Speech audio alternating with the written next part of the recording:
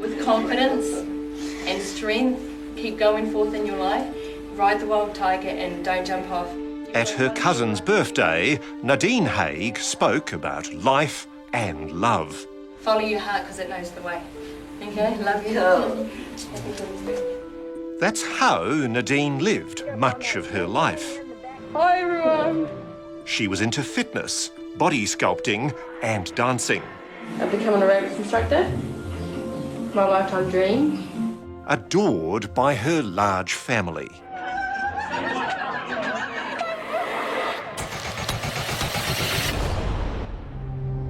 I got a phone call from a police officer who informed me over the phone that Nadine was deceased. What did she say had happened to Nadine? She told me that my sister committed suicide.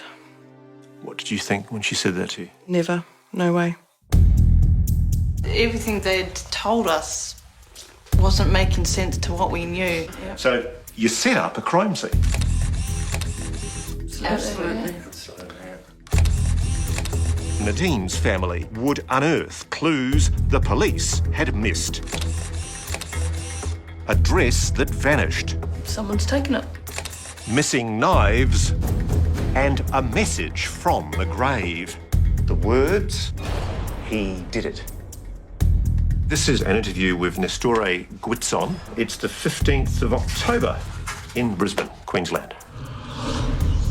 Nestore, the family, the Haig family, has told the inquest that there is a compelling circumstantial case that you murdered Nadine Haig. What's your response? I had nothing to do with it. No?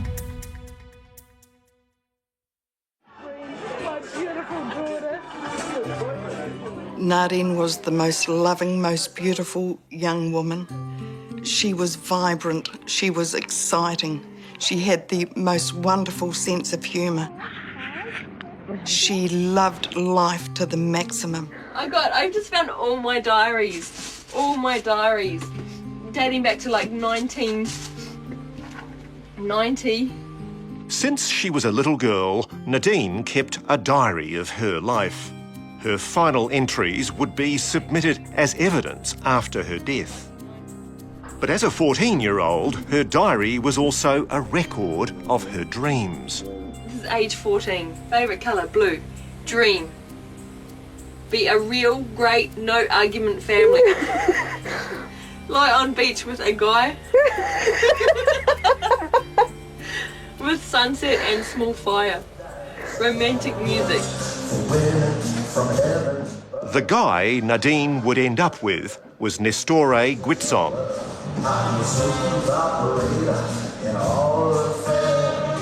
A smooth-talking computer software engineer. They met in 2006 in Brisbane, first dance partners, then they moved in together. A year later, they moved to Sydney and Nadine gave birth to their daughter. Shortly after they moved to Sydney, things deteriorated. She said that there was verbal abuse that started happening, threats. You towered above me with both fists raised at my face. Over the next year, Nadine's diary documented the threats. 14th of March 09. He looked like he was going to kill me. Oh my God, I was truly petrified. He slammed his fist down and said, "You'll do as I say," and I froze. She was scared. She was very scared. Did she ever tell you her fears? Yep. What did she say? She said, I don't know what he's capable of. He's unpredictable. It's like a switch goes off and he just flies into a rage. Her diary also recorded her conversations with Nestore's sister, Ophelia. Nestore used to beat her, used to kill animals when he was young. Ophelia arranged for Nadine to meet with a psychologist who knew the Guitzon family. He said, "Nadine, I have one word for you. Run. Get as far away from this man as possible. The situation is going to get worse." In March 2009, Nadine fled to Brisbane with her daughter, but she later had to return to Sydney to share parenting with Nestore, who was obliged to pay her rent. But when he fell 2 months behind, she saw it as a chance to get away for good and return to Queensland with her daughter. On the 3rd of December 2009, the last day of her life, Nadine had an appointment with her lawyer, and she called her sister Cherie. Did you detect in her voice that day any sense of sadness, of depression, anything that indicated suicide? No, nothing. She was happy. Very excited. Why was she excited? Because she was about to sign an affidavit that was potentially her key to freedom. Lizzie put the car seat in the car. At 9 a.m. on that day, Nadine made this camera phone recording. And she hasn't harnessed it in. And I don't know what to do because she's about to leave. She'd dropped off her daughter with Nestore's mother, Lizzie, who'd not properly strapped her in. It makes me feel sick because she doesn't have any idea what she's doing. At 9:58, she buys petrol, then goes to the gym, leaving at 11 a.m. to go home. As I understand it, Nestore was due to drop his daughter off with Nadine at 5 p.m. that day. Yeah. What happened? Nadine failed to turn up. When Nadine didn't show, Nestore didn't call her or her family. The next morning, Nadine's lawyer and sister Cherie raised the alarm. A fire crew broke into her flat.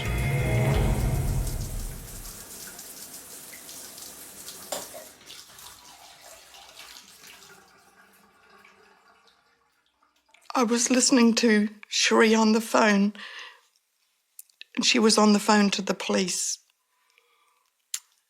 And I heard the word deceased. Nadine's body was found under running cold water in the shower. When you heard that the New South Wales police were suggesting very early on that this was a suicide, what was Yes. your reaction? I said, as soon as I heard that, I said she was murdered. I said, he did it, he did it, he did it. But nobody would listen to us. For the police, it was an open and shut case.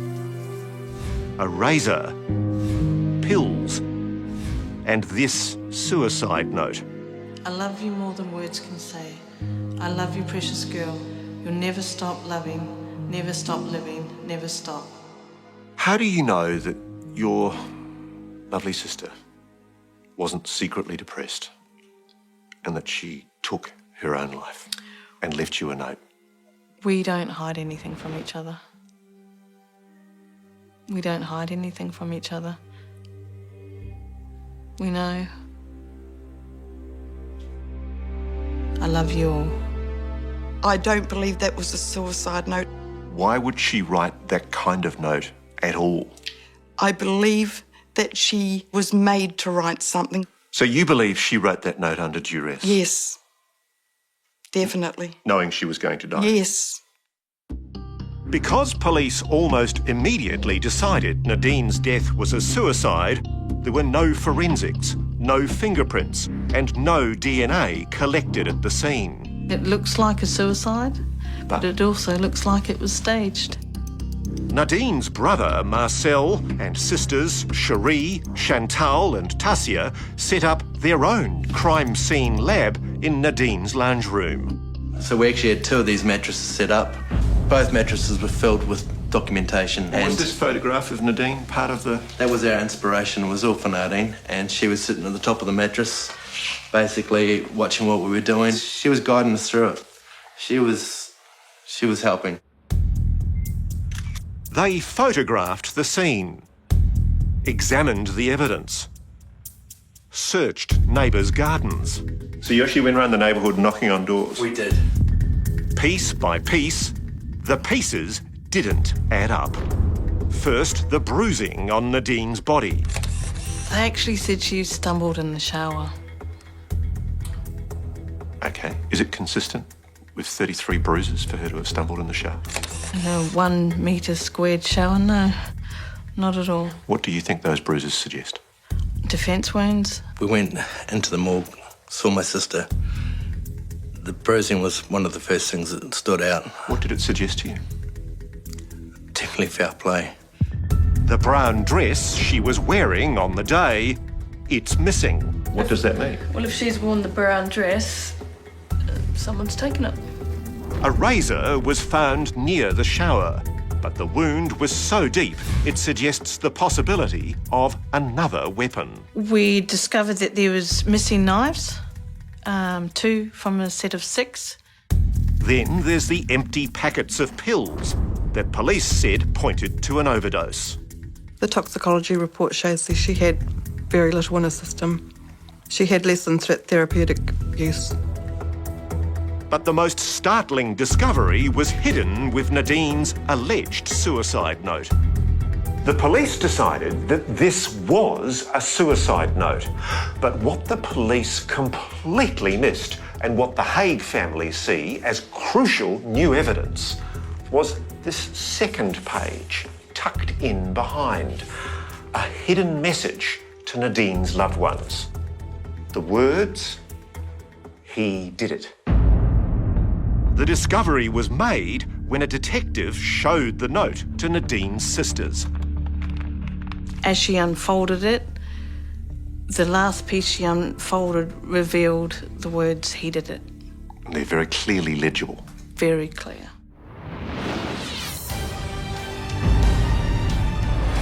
What did Nadine mean when she said, "He did it"?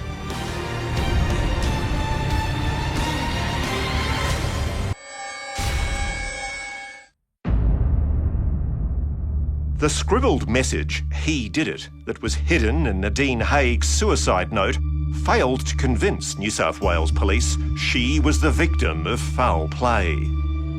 The Haig family wanted a second opinion and turned to a veteran of more than 250 murder investigations, former Victorian Homicide Inspector Lucio Rovis.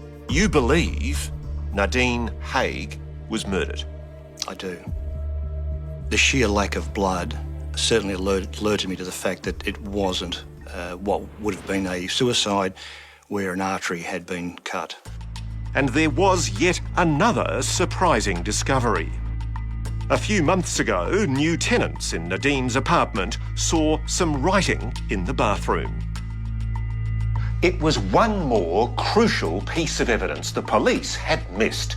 Scrawled on a tile low down in the bathroom, just where a dying Nadine could reach, were those same words she'd also hidden behind her farewell note.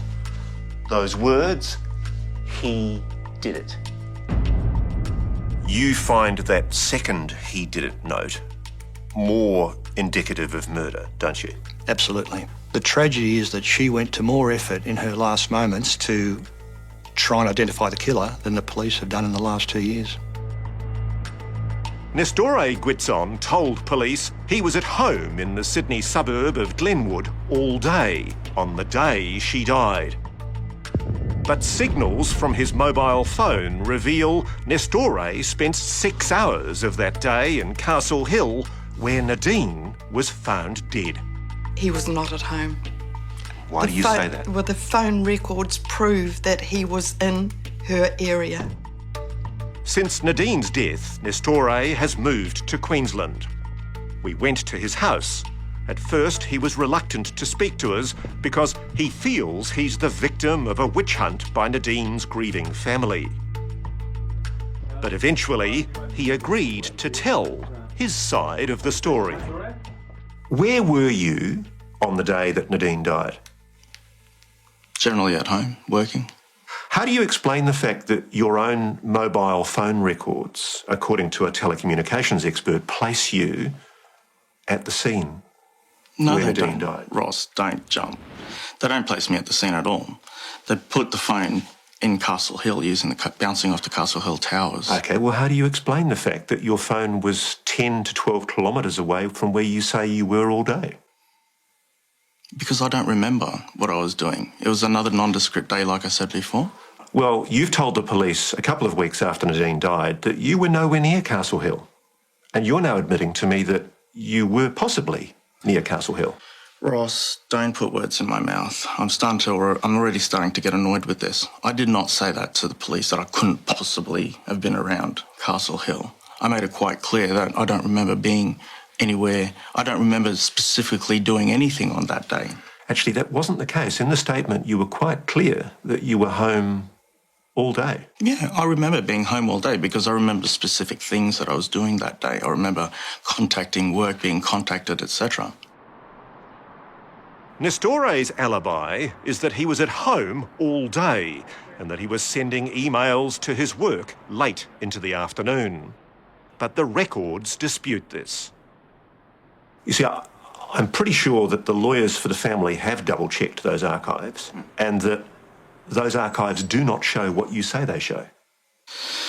What's your point? Well, my point is that it leads anyone looking independently on this case to the perception that you're trying to cover for your whereabouts on the day. You're suggesting to the police that you were at home sending emails after 10:54 in the morning when Nadine would have been coming back from the gym back to her apartment. You're trying to give yourself an alibi. You do understand... Hold on, just stop this. You do understand my communications background, don't you? You know how... Do you know... I know that you work in IT, yeah. Do you know how experienced I am in communications? Do you know if I wanted to bounce a signal out of Perth? I'm more than capable of doing that. Sure. If I wanted to forge a whole bunch of emails, I'm more than capable of doing that. Nestore and Nadine had lived together for more than 2 years. She left him in early 2009. A few months before her death, Nestore rented a video called State of Play. The movie starts with a murder made to look like a suicide. Did you ever physically threaten to kill her? No.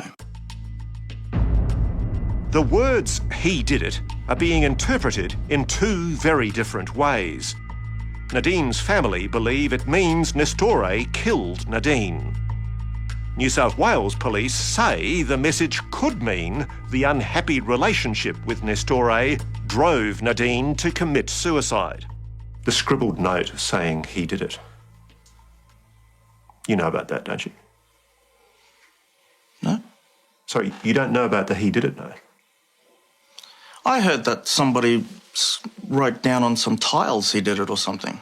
What does it suggest to you, the term he did it? Well, it looks like that she's obviously...